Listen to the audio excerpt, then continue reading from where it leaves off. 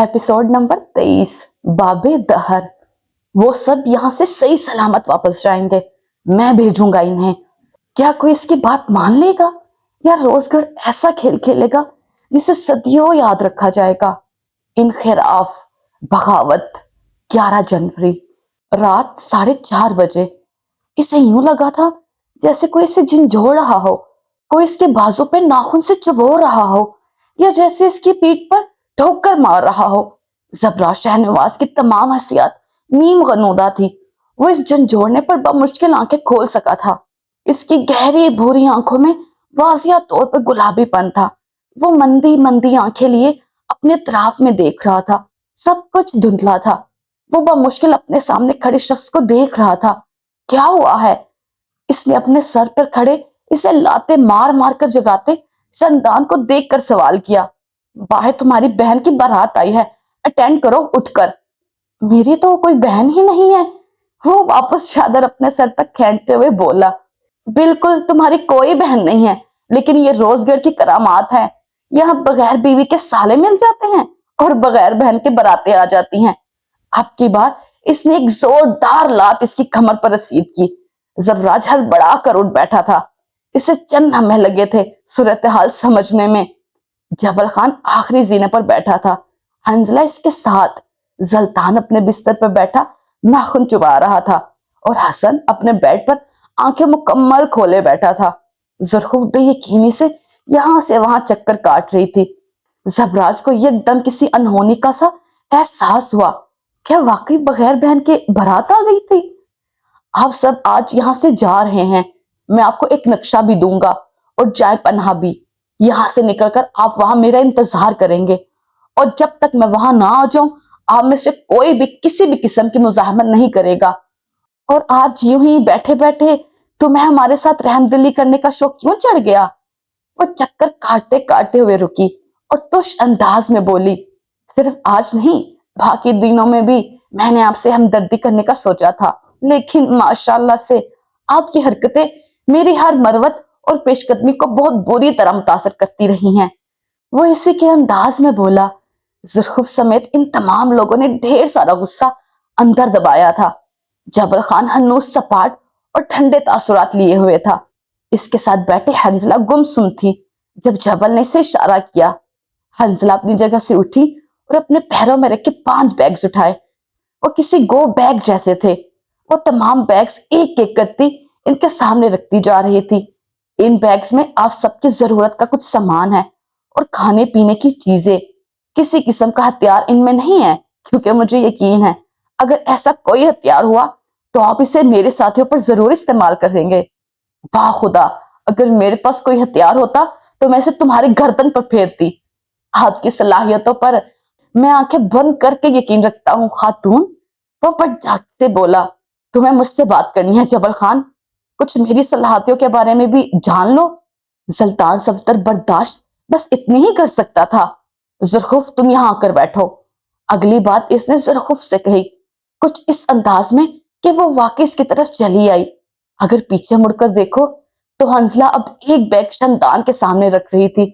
इसके चेहरे पर उलझन रकम थी। शंदान इसे इस तरह नहीं देख सका। इसे इन हालात में भी कुछ सूझा था। इस बैग में क्या है? इसने फ्रेंच में पूछा। हंसला इसकी बात पर बुरी तरह तपी थी। वैसे तो इसमें तुम्हारी लाश होनी चाहिए थी, लेकिन पता नहीं क्यों लाला को तुम पर तरस आ गया, इसलिए इसमें तुम्हारी जान बचाने का सामान है। वो बेरुखी से बोली। लेकिन मेरी जान तो रोजगार में अटकी रहेगी। वो अब दोबारा वही जुमले फ्रेंच में दोहरा रहा था। क्या मैं इस बैग को छोड़कर तुम्हें साथ लेकर जा सकता हूँ? वो इसकी आंखों में आंखें डालकर किस संजीदगी और दृढ़ता से कह रहा था। हंसला ने दांत खिंचाए और आगे बढ़कर इसके पैर पर जूतों समेत चढ़कर आगे निकल गई। हमदान ने बेख्तियार चीख दबाई थी। इसे चेयरअप करने का यह सिला मिला था। हम तुम पर क्यों एतबार करें? हो सकता है तुम हमें इससे ज्यादा बुरी जगह ले जाओ। आखिर बहराम तुम्हारा ही तो भाई है। अपने बेड पर बैठे हसन ने गुफ्तगू में हिस्सा लिया। जबल ने सर को हनीफ सी जनश दी। यह सवाल कुछ देर पहले तुम सबने सुल्तान साहब से भी किया था ना? खैर, इन्होंने तो जवाब देने की बजाय सरकस शुरू कर दिया था, लेकिन मैं जवाब देना पसंद करूंगा। तुम्हें यही करना चाहिए जबल खान, क्योंकि सर्कस तुम्हारे बस की बात नहीं। तुम्हारे मुंह से निकली हर बात पे सिर्फ गुस्सा ही आ सकता है। सुल्तान नापसंदगी से बोला, अब ऐसी भी कोई बात नहीं है। और जैसे बुरा मान गया। खातून ने मेरे साथ कई बार मुज़ाकरात किए हैं और वो मेरे सेंस ऑफ ह्यूमर को काफी एंजॉय करती है। Cut the Krebs. ज़ुल्फ़ ने संजीदगी से सटोका। अपने भाई के खिलाफ क्यों जाना चाहते हो तुम? क्योंकि वो गलत है। हम यहाँ किसी को कत्ल करने नहीं लाए। आप यहाँ हमारे मेहमान हैं। आपकी हिफाजत हमारा फर्ज है और इस गांव का सरदार होने के नाते मेरा फर्ज है कि मैं अपनी जमीन से आपको बाहिफाजत बाहर छोड़ कर आऊं। और तुम्हारे अंदर ये फर्जा शनाशी के कीड़े कब से जन्म लेने लगे? हसन ने तंज किया था। हम यहाँ मेहमान हैं। ओह, ये तो नई खबर मिली है। बल्कि ये पहला गांव है जहाँ मेहमान को कपड़े की तरह धोया जाता है। इनके सर पर बंदूक का दस्ता मार मार कर इनके दिमाग के पेच ला दिए जाते हैं। सिनफे नाजुक की नाजुक कलाई जलाई जाती है। मुस्तकबिल के अजीम सियासतदान की गर्दन पर कपड़े की तरह टांके लगाए जाते हैं। वो तेज तेज बोलते हुए रुका। वक्त के अजीम बैरिस्टर के बाजू पर लगी गोलियां एक नीम हकीम से निकलवाई जाती हैं। इसने उंगली उठाकर अंजला की तरफ इशारा किया। बीबी, तुम मुझे यहां से निकलने दो जरा। पहले तुम्हें मेडिकल कॉलेज से एक्सपेल करवाऊंगा, इसके बाद तुम पर अपनी गलत सर्जरी का केस करवाऊंगा। इतनी तुम सर्जन, ये अपना मुंह बंद करने का क्या लेगा? हंसला इसकी बकवास से ताई। हमारे 10 साल ले लिए, तुम्हारे लिए शायद कोई और पैकेज हो। खानदान ने कंधे उचकाए। अपने किडनैपर्स के लिए ऐसा कोई पैकेज इजाद नहीं किया मैंने। किसी के पास टेप है? हंसला बच्चे जाओ, इसके मुंह पर टेप लगाओ। जबल के इस हुक्म पर हसन बुरी तरह हत्थे से उखड़ गया था। अगर किसी नाम महरम ने मुझे हाथ लगाया तो मैं खुदकुशी कर लूंगा। साथ इसने एक हाथ अपने मुंह पर रख लिया। मैं कोशिश करूं फिर? मैं तो तुम्हारा महरम हूं, मुझसे क्या पर्दा? जबल ने फर्क दिल्ली से ऑफर की। इन्हीं बातों की वजह से वो अपने हॉस्टेस का फेवरेट था। इसकी कोई जरूरत नहीं, मैं अब चुप रहना पसंद करूंगा। वो बड़े सुकून से बोला, जान बची लाखों पाए। हमारे पास सिर्फ चंद घंटे हैं, लिहाजा वक्त जाया किए बगैर शुरुआत करते हैं। जबल संजीदगी से कहते हुए अपनी जगह से उठा। वो भी इनके सामने खड़ा था, मसीहा की तरह। अपनी कौम से मुनखरिफ मसीहा। क्या ऐसे मसीहों पर इतबार आ जाया करता है? इस वक्त सुबह के 5 बज रहे हैं। 6 बजे बहराम खान आ जाएगा और तब मैं तुम्हें नहीं बचा सकता। इसलिए हम लोग अभी और इसी वक्त निकलेंगे। आप सबके पास एक ट्रैकर होगा, लेकिन चूंकि सिग्नल्स ऑन नहीं होंगे तो वो हर वक्त नहीं चल सकता। ट्रैकर सिर्फ इस वक्त ऑन होगा जब हम कुछ वक्त भी जैम्स हटा देंगे और ये जैमर्स हर 15 मिनट बाद खुलेंगे। आपके गैजेट में सिर्फ और सिर्फ मैप होगा और वो एक डिजिटल मैप होगा जो आप सबको एक ही सफ प्लेस के नक्शे पर ले जाएगा। आप सब इकट्ठे नहीं जा सकते। 2 से 3 लोगों की टीम बनानी होगी, लेकिन इसके पहले आप लोग ये सोच ले, मुझ पे यकीन करके यहाँ से जाना है या फिर यहाँ रहकर अपनी मौत का इंतजार करना है। वो किसी और को नहीं देख रहा था, वो बस सुल्तान को देख रहा था। कायदे से बात करना इसे पसंद था। सुल्तान ने मुड़कर अपने तमाम साथियों को देखा। वो नीम रजामंद थे, शायद नहीं थे, लेकिन वो राजी था। इस जबल खान की आंखों में जो दिखा था वो कम से कम धोखा नहीं था। ओके, हम राजी हैं। वो अपनी जगह से उठाया, लेकिन टीम मैं बनाऊंगा। ट्रैकर को सबसे पहले मैं देखना चाहूंगा और मुझे इस महफूज मकाम के बारे में भी सब जानना है। टीम तुम बनाओ, बाकी का काम हम कर लेते हैं। जबल खान राजी था। यह एजेंट के आर्डर थे, अंदाजा करना मुश्किल था। सुल्तान वहां खड़े हर शख्स को देखने लगा। शानदान और हसन एक साथ हरगिज नहीं। वो दोनों आर्ग्यूमेंट्स का एक ना खत्म होने वाला सिलसिला शुरू कर देते हैं।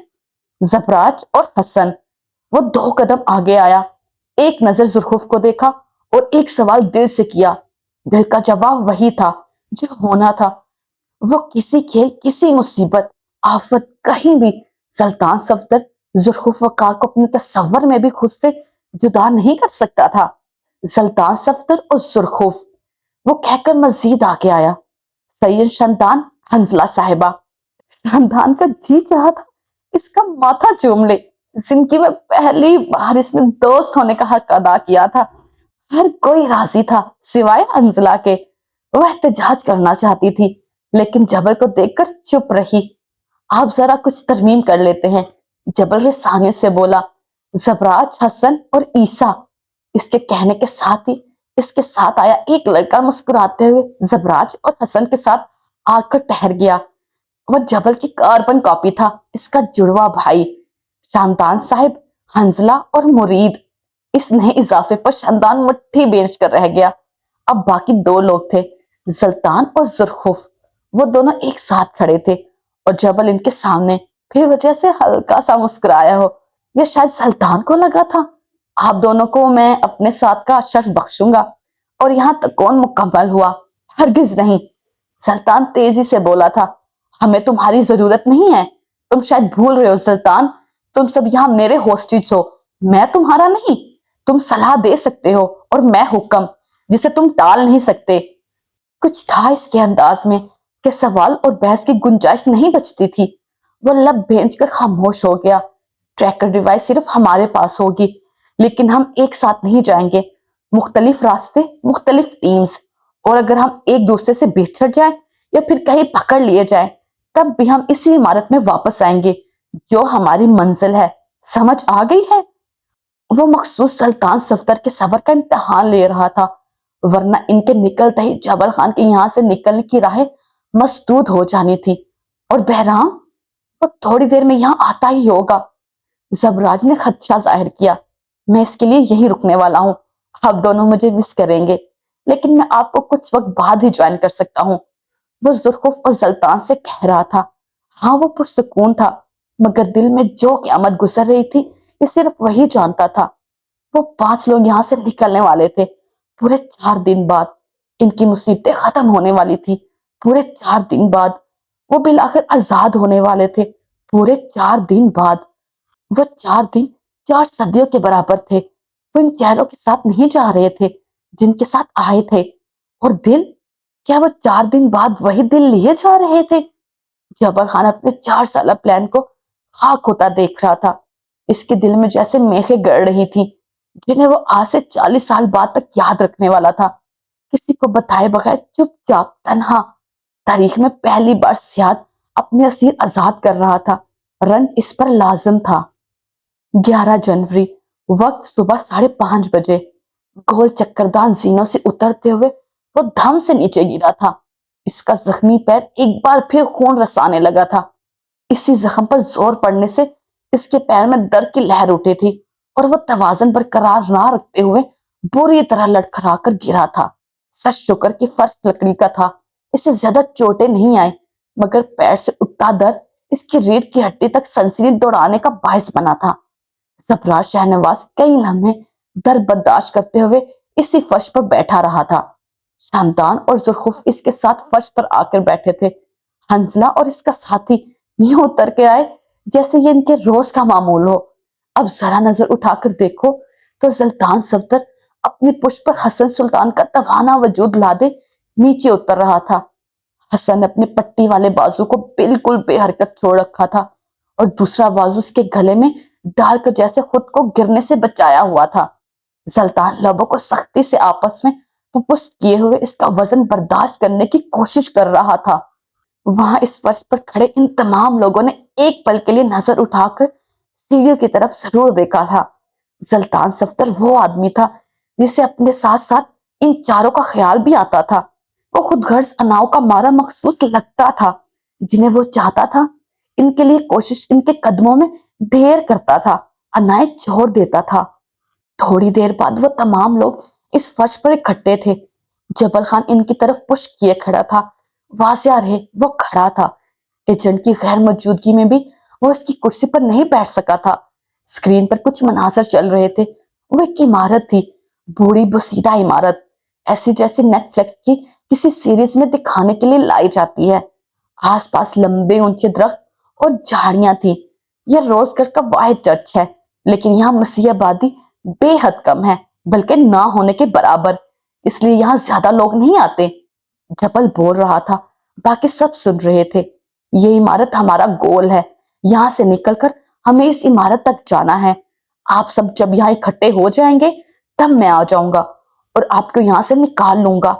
यहाँ से निकालकर मैं आपको पुल के रास्ते से स्काई हाई तक छोड़ कर आ जाऊंगा और आगे की मंजिल आसान है। रोजगढ़ से निकलने के बाद आप सब आजाद होंगे। वो अब इनकी तरफ मुड़ा। हर कोई इसे ही देख रहा था।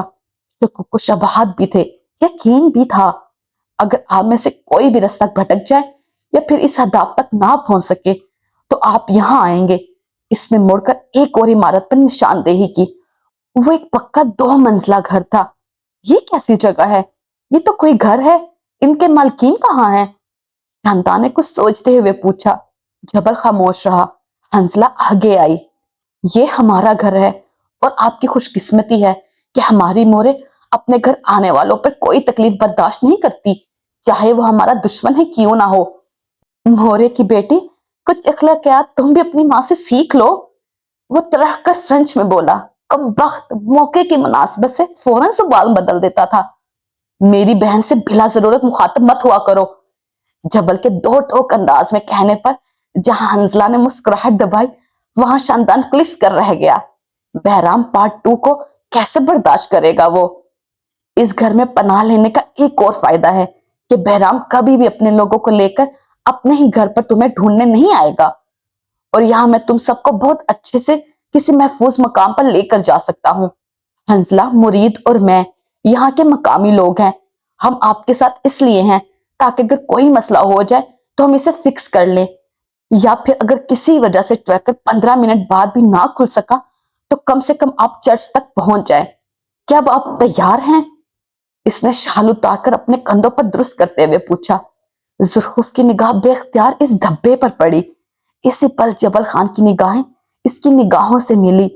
सुरमई आंखें, जरा सा मुख्तलिफ रंग, बस जरा सा फर्क, मगर जबल खान को दुनिया के सारे रंग इसकी आंखों में ही नजर आते थे। स्क्रीन की रोशनी इस लड़की के दाहिने रुख पर पड़ रही थी। जबल खान के लिए वो मुजस्सम उजाला थी। वो चंद लम्हे बेख्तियारी से देखता रहा। वो चली जाती, कभी ना आने के लिए। फिर वो टूटा दिल और इसके रंज। चंद सानिया वो उससे तकता रहा। अगले ही लम्हे इसे नजर फेरनी पड़ी। ये आंखें इसे हाल से बेगाना करती थी। सुल्तान सफदर अब अपने हर हर साथी के सामने रुककर इसे कुछ हदायत दे रहा था। वो सिर हिलाते हुए खामोशी से सुनते रहे। इस वक्त वहां से जाने का सोचते हुए इनके ज़हन में अपनी जिंदगी की कामयाबियां थी, वो जिन्हें वो अचीव करना चाहते थे। अब और इंतजार नहीं, अब बस दुनिया बहुत जल्दी इनकी मुट्ठी में समाने वाली थी। और दिल का क्या? इनके दिलों में क्या था जिसे वो झटक रहे थे, नजरें फेर रहे थे? ये तय था कि यहाँ से जाते वक्त इनके दिलों की हालत मुख्तलिफ थी। जबर खान अब कीबोर्ड पर कुछ बटन दबाने लगा। देखते ही देखते बाएं तरफ वाली दीवार खुल गई और इसके पार कोई रास्ता सा नजर आया। वो कोई सुरंग थी जिसके ऊपरी हिस्से पर जगह जगह छोटी छोटी लाइट्स लगी थी। शायद ये रास्ता रोशन करने के लिए थी। ये रास्ते, ये प्लान जिसने बनाए थे वो यकीनन 2 दिमाग लेकर आया होगा। सुल्तान सफ्दर ने अपने बैग से एक टार्च निकाली, फिर पीछे मुड़कर जुल्फ को देखा। वो इसे ही देख रही थी। इसकी आंखों में एक खौफ सा था।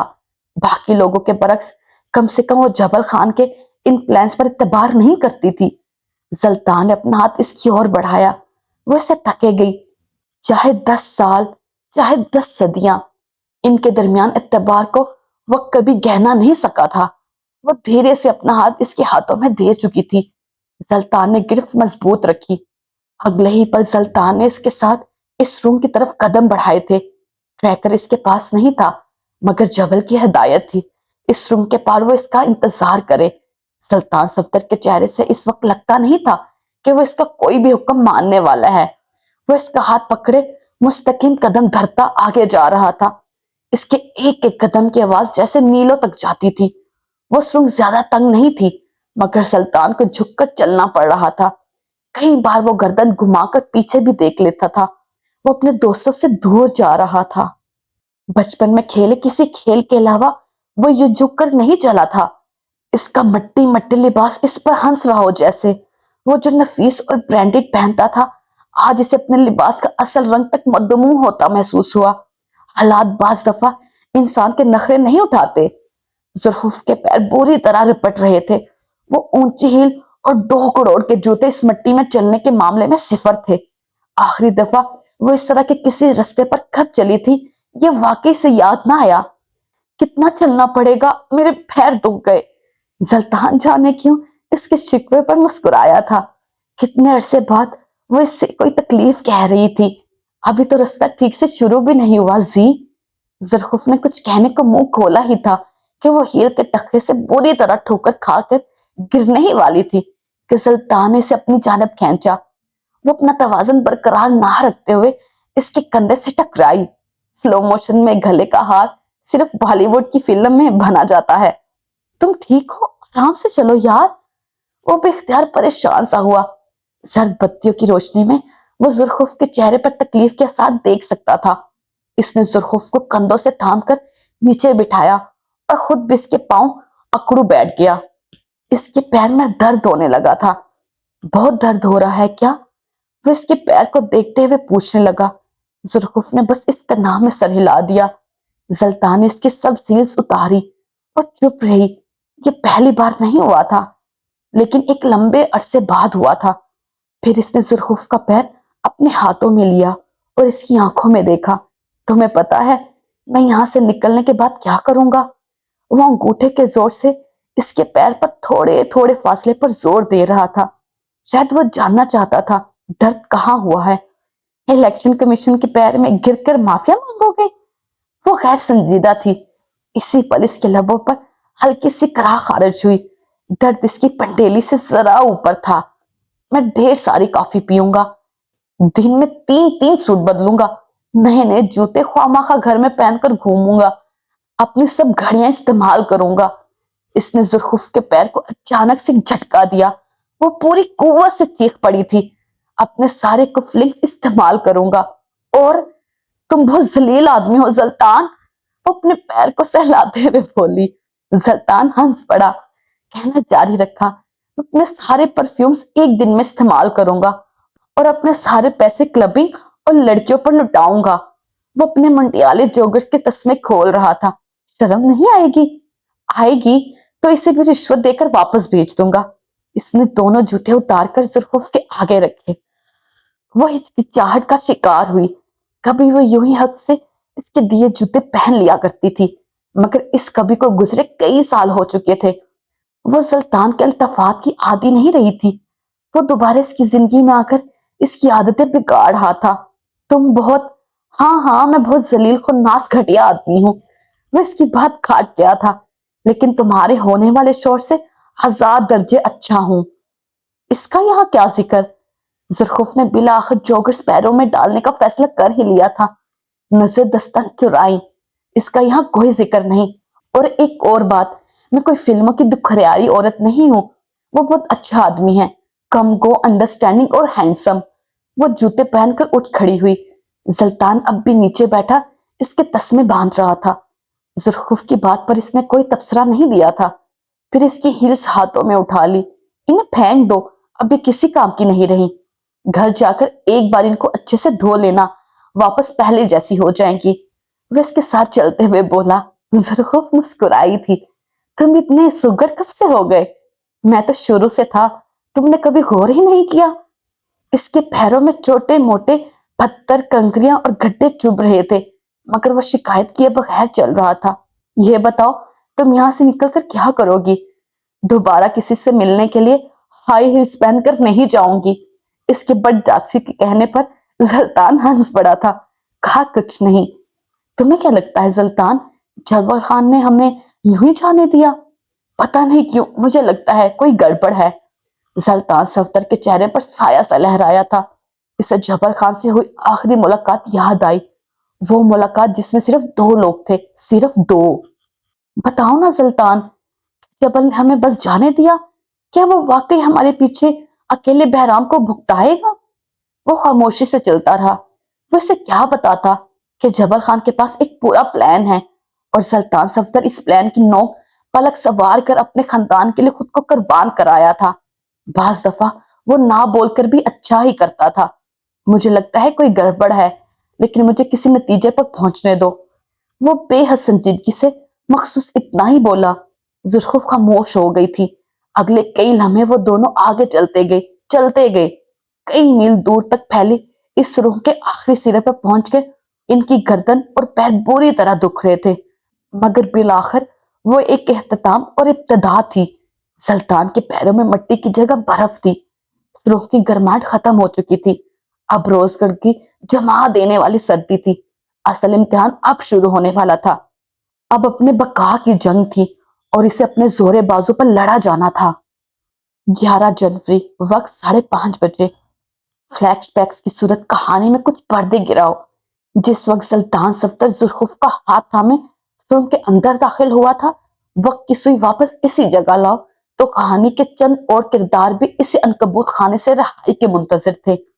حسن سلطان اپنی جگہ سے آگے آ کر اس روم کو دیکھ رہا تھا جہاں سلطان اور ذوالفقار گئے تھے۔ چند پین کلرز کی وجہ سے اس کے بازو کا درد اڑن کیوں ہوا تھا، اچھے خاصے کھانے اور انرجی ڈرنکس کی وجہ سے اب وہ ایک بار پھر فارم میں تھا۔ اس نے ایک قدم آگے بڑھایا ہی تھا کہ اس روم کے عین بیچوں بیچ ایک لوہے کا دروازہ حائل ہو گیا۔ وہ بکلا کر دور ہٹا تھا، اس کے ساتھ باقی سب بھی حیران تھے، اور اس حرکت کا بادشاہ جبل خان تھا۔ وہ اب بھی کی بورڈ پر بٹن دبا رہا تھا اور مکمل سنجیدگی سے ٹی وی اسکرین پر دیکھ رہا تھا جہاں اب ایک دوسرے دروازے کی تصویر آ رہی تھی۔ جبل اس دروازے کو ان لاک کرنے کی کوشش کر رہا تھا اور وہ ہو گیا تھا۔ روم کے لمبی دیوار میں دائیں بائیں 2 دروازے کھل گئے تھے۔